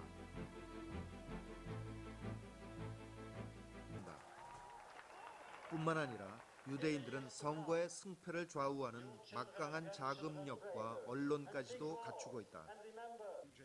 수많은 유력 정치인들이 유대 단체 행사에 참석하고 친이스라엘적인 행보를 보이는 것은 이 같은 상황과 무관하지 않을 것이다. President Clinton and I are proud, as are all Americans, that the United States was the first nation to recognize the state of Israel. 11 minutes after you proclaimed your independence on the 5th of ER. 왜 그렇게 세계에서 제일 강한 나라이라고 불리는 미국이 이스라엘을 그렇게 부부처럼 그 작은 나라를, 중동의 작은 나라를 도와주고 있을까? 그것은 이스라엘이 보이지 않게 미국도 다스리고 있고 미국뿐만이 아니라 전 세계를 보이지 않지만 다스리고 있습니다. 하나님은 그들이 자체가 뛰어나서가 아니라 하나님이 그들에게 재물 얻을 능을 주시겠다라고 말씀하셨고 꾸어줄지라도 꾸지 아니할 것이요 돈을 벌게 될 것이다라는 것, 그리고 그 돈으로 막강한 그 돈으로 정치 세력들을 움직이고 대통령까지도 좌지우지할 정도로 그런 힘을 갖게 됩니다.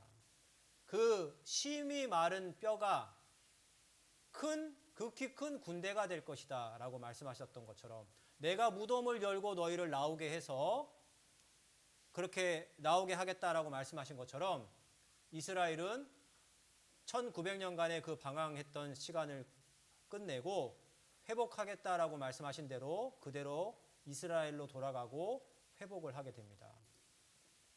자, 우리 한국은 몇 개의 핵무기를 가지고 있습니까? 하나도 없던가요? 네, 하나도 없습니다. 그런데 이스라엘은 몇 개를 가지고 있냐? 이스라엘은 2010년에도 80개 정도 되는 핵무기를 가지고 있었고 2014년에는 60에서 400개 되는 핵무기를 가지고 있었어요. 어떻게 그 중동의 작은 나라 이스라엘이 이렇게 많은 핵무기를 가지도록 미국은 뭐 했고 다른 나라들은 뭐 했을까요? 건드릴 수가 없는 겁니다.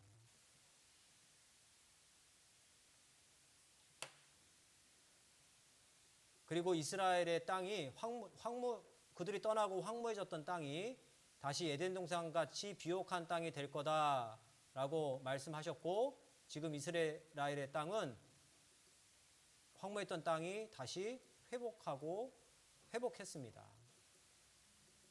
에덴 동산 같이 될 거다라는 말처럼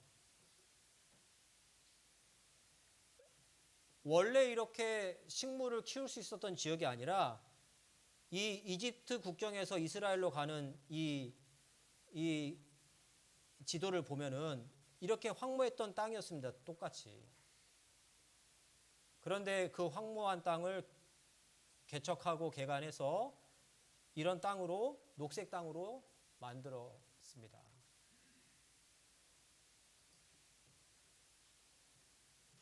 말씀하신 그대로 이루었습니다. 누가 복과 화를 줄 수 있는가? 누가 미래를 말하며 말한 대로 그대로 이룰 수 있는가? 이스라엘 땅으로 돌아가리라. 그대로 돌아갔습니다. 누가 그 이스라엘이 회복하리라 생각했습니까? 아무도 못했을 겁니다. 그런데 성경은 그들이 멸망하기도 전에 그들이 회복할 거다라고 구체적으로 말씀하셨습니다. 이 뼈들은 이스라엘이라 이렇게 말씀하셨어요.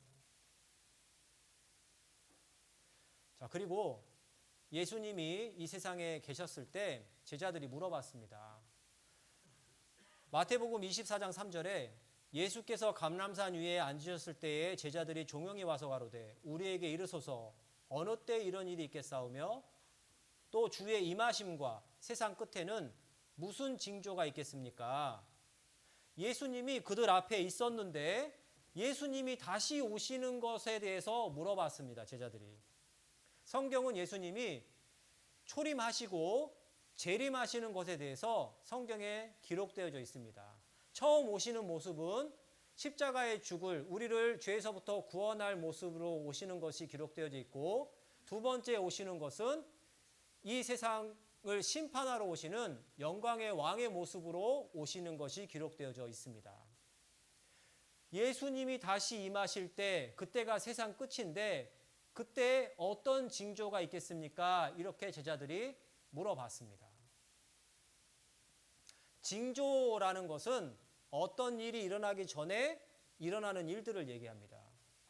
저기 먹구름이 막 몰려와요. 그러면 무슨 징조입니까? 비올 징조예요. 임산부가 배가 주기적으로 막 아파와요. 그러면 무슨 징조입니까? 아이 낳을 징조지요. 예. 그런 것처럼 예수님이 재림하실 때 세상 끝에 그 전에 어떤 징조들이 있겠습니까? 물어봤습니다. 예수님이 말씀하셨습니다. 같은 24장에 많은 사람이 내 이름으로 와서 이르되 내가 그리스도라 하며 많은 사람을 미혹해 할 거다 말씀하셨어요. 우리 시대에 우리나라만 해도 자칭 예수가 37명입니다. 자기가 하나님이라고 하는 사람들도 많아요. 여기 이분도 자기가 하나님이랍니다. 전지전능하신 하나님. 돌아가셨어요. 자, 5대 공약, 세계 공산주의를 없애겠다. 아직도 북한이 남아있죠. 대한민국에 태풍이 못 불어오게 하겠다. 여름 장마를 못 지게 하겠다. 대한민국에 풍년 들게 하겠다. 남북 전쟁을 막고 통일도 이루겠다. 돌아가셨어요. 자, 이분도 자기가 재림 예수랍니다. 다시 오신 예수. 순천에 나셨대요. 여기 우리는 안상홍님을 재림 예수로 믿는다. 우리 시대에도 자기가 예수라 하는 사람들이 얼마나 많은지 몰라요. 이 사람도 나는 재림 예수다 이렇게 하고 다녀요. 여기도 보면 하나님 전라도에 강림했다 이렇게 현수막이 붙어 있어요. 육신을 입고 불심판하시러 오신 하나님. 우리 시대에도 자기가 예수라 하나님이라 하는 사람들이 많이 있습니다. 마지막 때의 징조가 내가 그리스도라 하면서 많은 사람들을 미혹하리라. 다 이 정명석이라는 사람도 자기가 재림 예수라 얘기하고 영생교 죽으신 이 조희성 씨도 자기가 재림 주라 얘기합니다. 아무튼 많아요. 자기가 예수님이다 하나님이다 하는 분들이. 우리나라뿐만이 아니라 미국에도 그래요. 참 뭐 닮았다고 해야 될까요? 비슷하게 수염도 기르고 머리도 기르고 하얀 옷 입고 내가 예수다. 아내를 나에게 바쳐라. 이런 사람들이 많아요. 자칭 메시아들 많습니다. 같은 마태복음 24장 이어지는 6절 8절을 보면은요. 난리와 난리 소문 듣겠으나 너희는 두려워 말라. 이런 일이 있어야 하되 끝은 아니니라. 민족이 민족을 나라가 나라를 대적하여 일어나겠고 처처에 기근과 지진이 있으리니 이 모든 것이 재난의 시작이니라. 자, 마지막 징조가 난리와 난리 소문을 들을 거다. 나라와 나라 간의 전쟁 소리, 그리고 전쟁 소식, 그 다음에 한 나라 안에도 다른 여러 민족이 있는데 민족과 민족 간의 그런 내전, 그런 전쟁들의 소식이 많아질 거다. 우리 시대가 그렇습니다. 2021년에 전쟁 지도예요. 전쟁 지도. 세계 곳곳에 전쟁과 내전이 있습니다.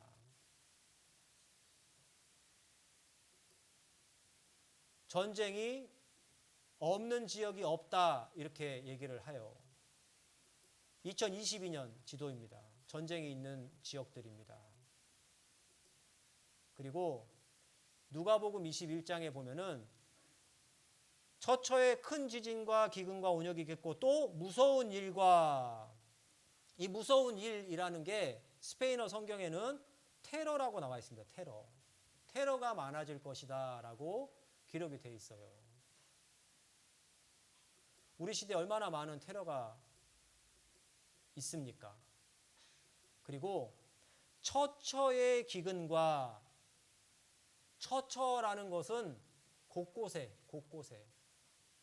예전에는 기근, 그 굶는 거, 못 먹는 것이 어떤 특정한 지역에만 있었습니다. 아프리카 이런 데만 있었는데 지금은 곳곳에 기근이 있어요. 처처의 기근과, 이게 2020년 기근 지도입니다. 기근 지도. 어려움에 따라서 빨간색부터 뭐 여러 가지 색깔이 있는데 지금은 아프리카뿐만이 아니라 아시아, 남미 다 기근을 앓고 있어요. 처처의 기근과 그리고 처처의 지진과 이 마태복음은 예수님이 말씀하셨어요. 2000년 전에 기록된 겁니다. 그런데 그 시대에는 지진이라는 것 지금처럼 이렇게 일어나지 않았던 시대입니다. 환경도 좋았던 시대예요. 처처의 지진과 여기 보면 누가복음에는 처처의 큰 지진과 우리 시대의 큰 지진이 정말 많이 일어나고 있습니다. 인도네시아, 일본, 네팔, 에콰도르, 멕시코. 저도 2017년에 8.2 지진이 일어났던 지역에서 살았어요. 8.2 지진은요, 이렇게 오는 지진이 아니라 이렇게 옵니다, 이렇게. 더 자세히 얘기해 드리고 싶은데 시간이 없어요. 근데 진짜 얼마나 이제 처음 겪는 거라 진짜 얼마나 놀랐는지. 직접 제가 시골이었는데 시내 나가서 찍은 사진이에요. 이거 직접 제가 찍은 사진입니다. 다행히 밤 12시 10분 전에 일어나가지고 학교가 무너졌는데 애들이 안 죽었어요. 그리고 여기가 더워가지고 사람들이 집에서 안 자고 나무에다가 해먹 묶어놓고 자거든요. 그러니까 집이 무너져도 사람들은 살았어요.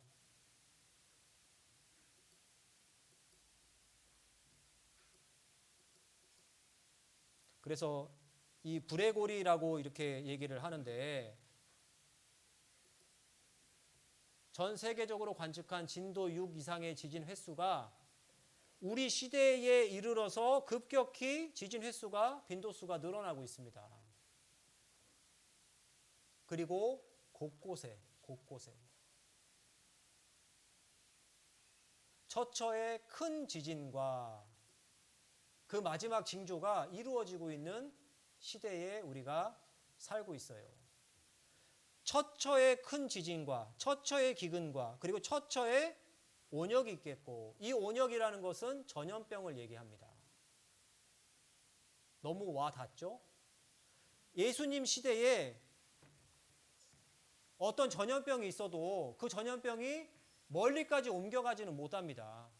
그런데 우리 시대에 여기서 전염병이 있으면 내일 지구 반대편에 그 전염병이 옮겨가요.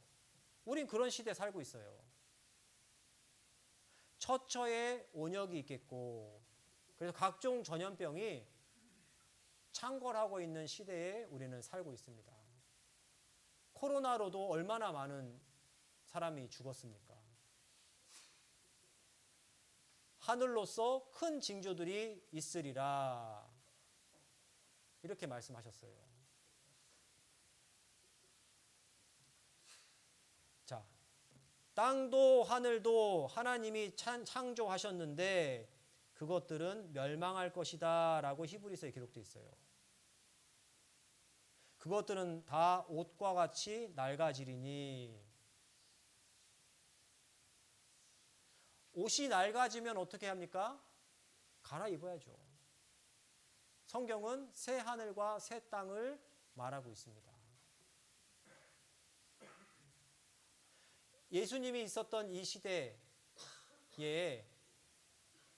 히브리서가 기록될 그 시대에도 자연 환경은 나쁘지 않았습니다. 그런데 그때부터 옷과 같이 낡아질 것이다 라고 말씀하셨고 여기 보면 위기의 지구라고 얘기를 해요. 하늘로부터 그런 징조들, 하늘에 구멍 났어요. 그리고 지구가 기능을 잃어갑니다. 온도 조절을 못해요. 점점 뜨거워지고 있습니다. 얼음이 녹고 있어요. 얼음이 있었기 때문에 지구의 온도를 조절하고 있었는데 얼음이 녹고 있어요. 온도 조절을 못합니다. 지구의 얼음이 녹고 있고 빙하 전문가는 2030년이면 북극 얼음 사라진다. 이렇게 얘기를 해요.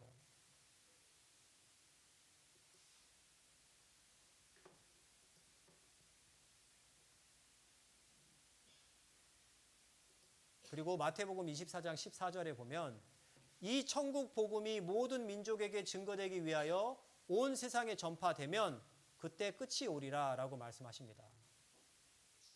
우리가 이 천국 복음이 모든 민족에게 증거되기 위하여 온 세상에 전파되리니 그제야 끝이 오리라. 성경은 2377개 언어로 번역이 됐어요. 2005년에 2012년에 2551개 언어로 번역됐습니다. 2019년에 3395개 언어로 번역이 됐어요. 첫날 얘기했지만 유엔이 인정하는 나라가 200여 국가밖에 안 됩니다. 그런데 성경은 2019년 말에 3395개, 그리고 작년 기준으로 3610개 언어로 번역이 됐어요. 이 옆에 그래프를 보면은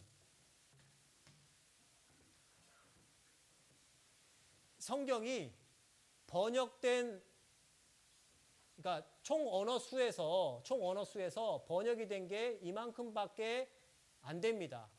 아직 번역이 안 된 언어가 이만큼 있어요. 언어가 그렇게 많아요. 뭐 7천 몇백 개 언어가 된다고 합니다. 그런데 여러분들이 잘 봐야 될 게요. 이 자기 언어로 된 성경을 갖고 있지 않은 언어가 요만큼밖에 안 돼요. 요만큼. 72억의 인구 중에 대부분은 자기 언어로 된 성경을 가지고 있어요.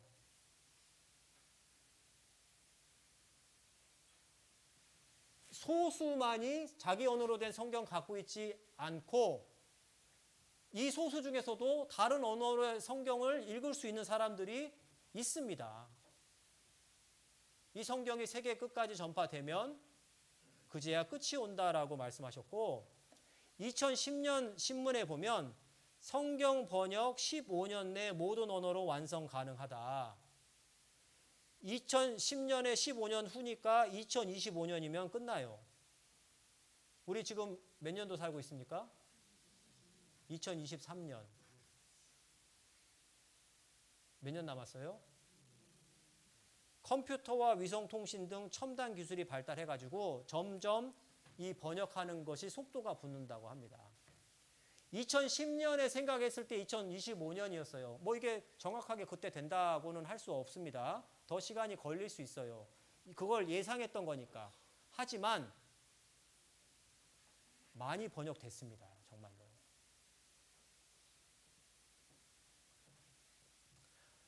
예수님이 말씀하시는 마지막 때에 가까운 시기에 우리가 살고 있습니다. 그리고 예수님이 말씀하셔요. 무화과 나무의 비유를 배우라. 이 무화과 나무는 이스라엘을 상징합니다. 무화과 나무는 여름까지는 잎사귀를 안 내요. 그러니까 다른 그 나무들이 봄에 잎사귀를 내면 이 무화과 나무는 죽은 것 같이 보여요. 그런데 여름이 되면 잎사귀를 내고 그 다음에 열매를 맺죠. 이와 같이 너희도 이 모든 일을 보거든 인자가 가까이 곧 문 앞에 이른 걸 알아라. 이스라엘이 무화과 나무처럼 죽은 것 같아 보입니다. 그런데 그 이스라엘이 가지를 내고 잎을 내면 여름이 가까운 줄을 아는 것처럼 이스라엘이 죽은 것 같았지만 회복하는 것을 보면은 여름이 가까운 줄 알아라. 예수님 만날 때가 가까이 있는 것을 알아라라고 예수님이 말씀하셨습니다.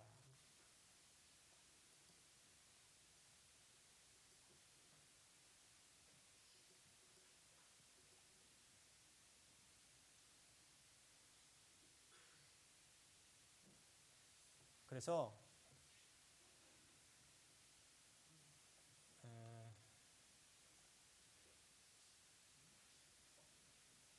마태복음 24장 33절에 이와 같이 너희도 이 모든 일을 보거든 인자가 가까이 문 앞에 이른 줄 알라 이렇게 말씀하셨습니다. 그래서 예수님이 말씀하신 그 마지막 때의 징조가 이루어지는 시기가 우리 시대예요. 우리 시대. 우리는 십자가에 죽고 부활하셔서 승천하신 예수님이 다시 재림하실 가까운 시기에 살고 있습니다. 징조가 이루어졌다라는 것은 그 일이 곧 일어나는 것을 얘기합니다. 그래서 오늘 미래를 말씀하시고 그대로 이루시는 그 하나님에 대해서 우리가 알아보았습니다. 사람은 그렇게 할 수 없어요. 하나님은 분명히 보이지 않지만 살아계십니다. 하나님은 복도 주실 수 있고 화도 주실 수 있는 분이에요. 오늘은 여기까지 하겠습니다. 내일도 꼭 오셔서 나머지 또 중요한 이야기를 더 들어보시도록 하겠습니다. 기도하고 마치겠습니다. 하나님 감사합니다. 오늘도 하나님 말씀인 성경을 통해서 하나님이 보이지 않지만 살아 계시고 역사하시는 하나님이라는 것을 알아보았습니다. 말씀 앞에 나오신 분들 내일도 말씀 앞에 나와서 내일은 하나님 앞에 내가 어떠한 상태의 사람인가 하는 것을 알아볼 수 있도록 모든 상황과 마음을 허락해 주시옵소서. 돌아가는 발걸음도 하나님께 의지합니다. 우리 사랑하시는 주 예수님 이름으로 기도드렸습니다. 네, 감사합니다.